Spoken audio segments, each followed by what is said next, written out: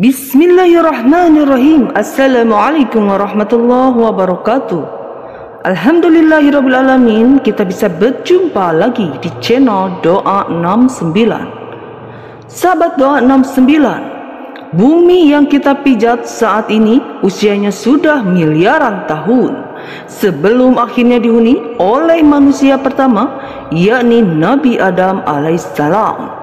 Bumi menurut ahli tafsir sudah ditinggali oleh beberapa makhluk. Mengenai penciptaan Adam, mayoritas Islam percaya bahwa Adam dan Hawa telah diciptakan di surga yang kemudian dipaksa ke bumi setelah mereka memakan buah yang terlarang.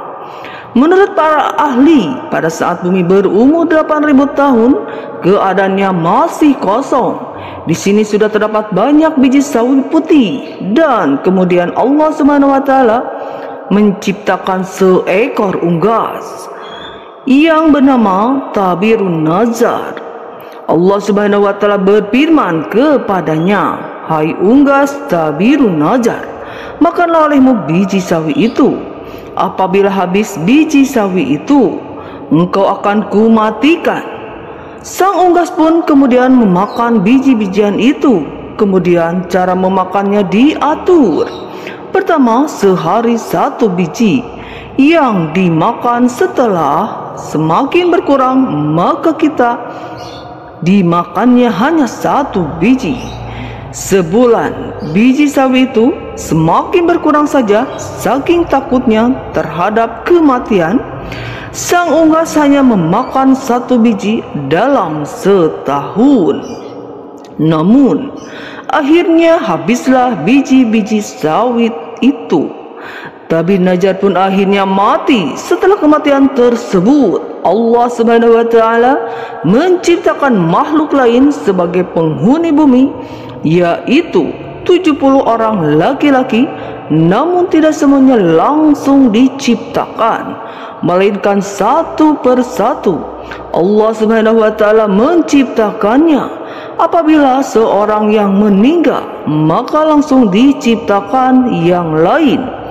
Masing-masing dari mereka berumur 70.000 tahun. Konon setahun pada masa itu sama dengan 1000 tahun. Pada masa sekarang, tatkala telah mati 70 lelaki itu, kemudian Allah ciptakan jin.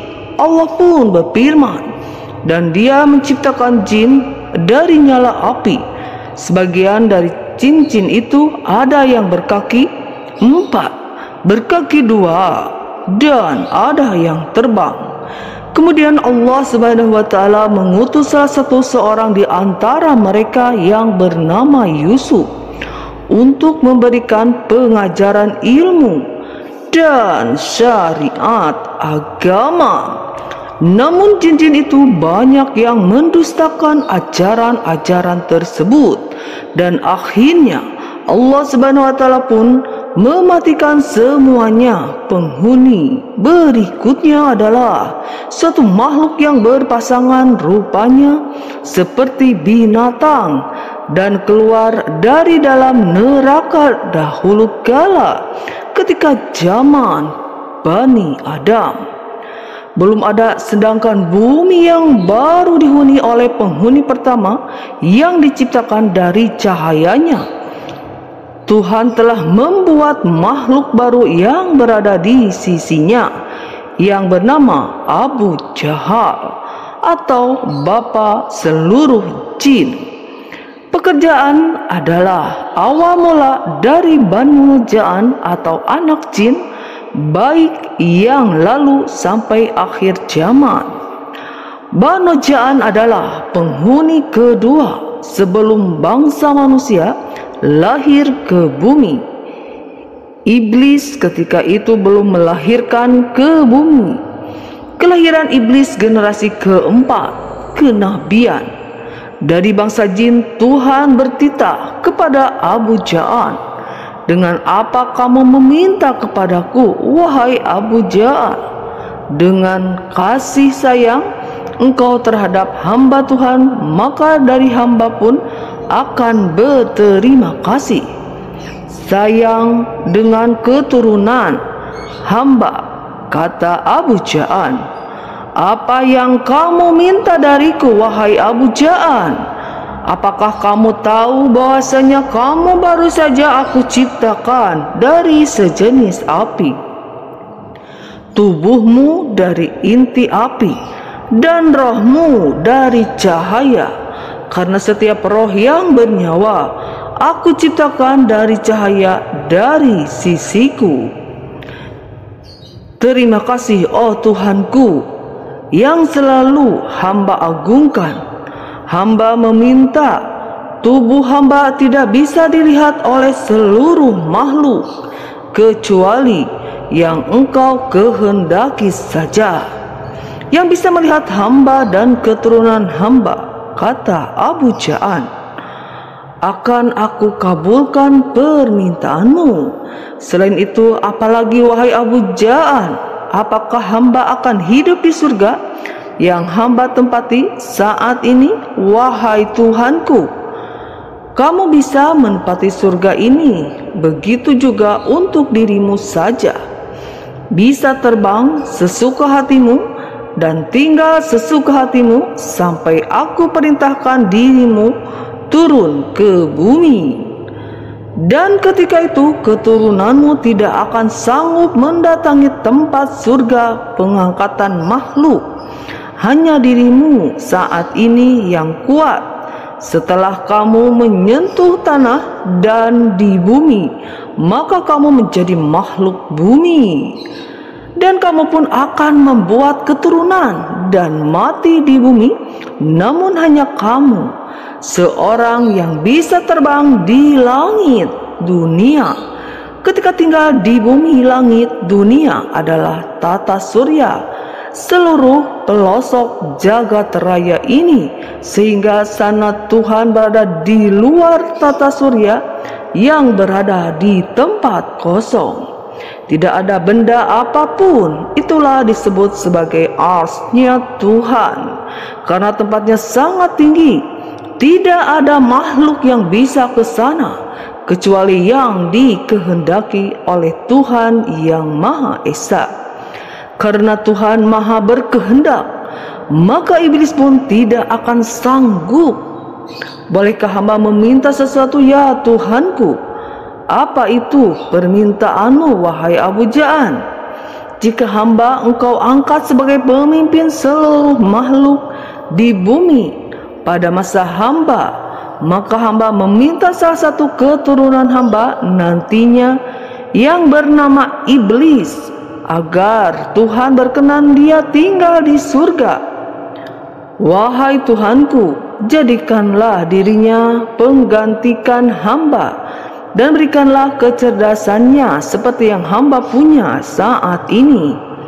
Baiklah, jika nanti iblis lahir di bumi, maka akan aku angkat dia di sisiku, dan akan aku beri hikmah dari ilmuku, sehingga dia pun pandai kekuatannya sendiri penghuni pertama, dan kecerdasannya melebihi makhluk yang nanti aku ciptakan. Maka Abu Ja'an turun dengan kekasihnya, menghasilkan keturunan yang sangat banyak sambil beribadah kepada Tuhan. Beliau juga menjadi guru bagi Anda keturunannya sampai beliau wafat. Setelah keturunannya bertambah banyak, generasi inilah, yaitu generasi Banu Ja'an, yang kuat-kuat, cerdas ilmunya, sangat hebat, karena zaman dari Abu Ja'an sampai Banu Ja'an yang kuat. Belum ada pembinasaan dari Tuhan, jadi ilmu mereka bertahan terus. Sesuai bertambahnya umur mereka, ketiga generasinya iblis lahir di bumi. Para pemujaan berkoloni menjadi beberapa bagian, maka terciptalah 8 kerajaan di bumi dan 1 kerajaan di surga.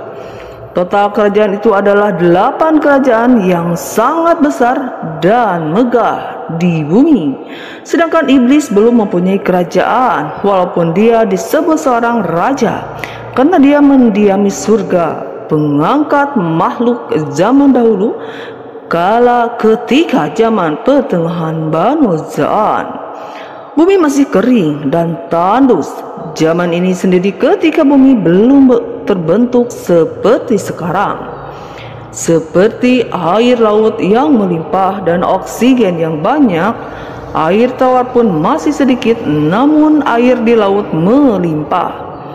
Tapi tidak semelimpah seperti sekarang yang sangat-sangat melimpah.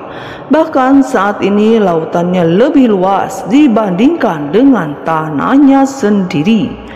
Dahulu oksigen sangat tipis karena Banu Za'an adalah makhluk yang menghirup oksigen sangat sedikit. Walaupun bagaimanapun, jika api ingin menyala, tetap saja membutuhkan udara, walaupun itu sangat sedikit. Sekalipun begitulah kehidupan Banu Za'an yang membutuhkan sedikit oksigen untuk bernapas. Berbeda dengan manusia yang boros sekali dengan juara dan air.